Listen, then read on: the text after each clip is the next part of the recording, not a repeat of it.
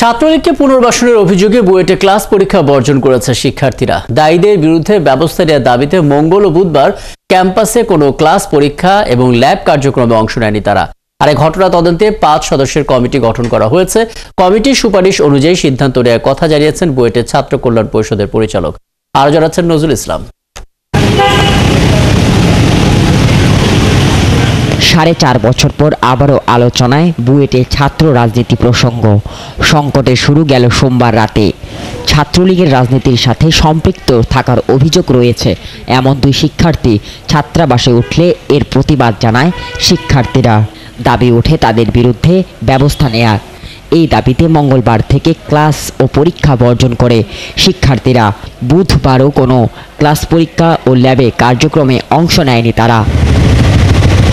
যদিও নিজেদের দাবির বিষয়ে গণমাধ্যমে কোনো কথা বলতে রাজি হননি শিক্ষার্থীরা, তবে বুয়েটের ছাত্র কল্যাণ পরিষদের পরিচালক বলছেন শিক্ষার্থীদের অভিযোগ তদন্তে 5 সদস্যের একটি কমিটি করা হয়েছে। তদন্ত প্রতিবেদনের ভিত্তিতে পরবর্তী ব্যবস্থা নেওয়া হবে। এই কমিটিতে 5 জন সদস্য রয়েছেন, তারা তদন্ত করবেন। তদন্ত শেষ হওয়ার পরে তারা একটা প্রতিবেদন জমা দিবেন এবং সেই প্রতিবেদন আমাদের বিশ্ববিদ্যালয় অর্ডিন্যান্স অনুসারে একটা ডিসিপ্লিনারি কমিটি আছে, সেই কমিটিতে যাবে এবং তারপর হচ্ছে যে সেই ডিসিপ্লিনারি কমিটির যারা সদস্য আছেন তাদের মতামতের ভিত্তিতেই সেই প্রতিবেদনের আলোকে সংশ্লিষ্ট শিক্ষার্থীর ব্যাপারে কী ধরনের ব্যবস্থা নেওয়া যেতে পারে সেই বিষয়ে তারা তখন জানাবেন।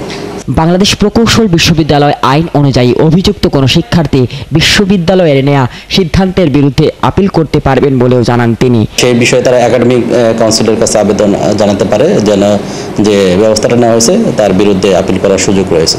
2019 সালের অক্টোবরে আবরার ফাহাদ হত্যার ঘটনায় শিক্ষার্থীদের আন্দোলনের মুখে বুয়েটে দলীয় ছাত্র রাজনীতি নিষিদ্ধ করা হয়। সাম্প্রতিক রাজনৈতিক পট পরিবর্তনের পর ছাত্রলীগকে পুনর্বাসনের চেষ্টা চলছে বলে অভিযোগ শিক্ষার্থীদের। নজরুল ইসলাম, 71, ঢাকা।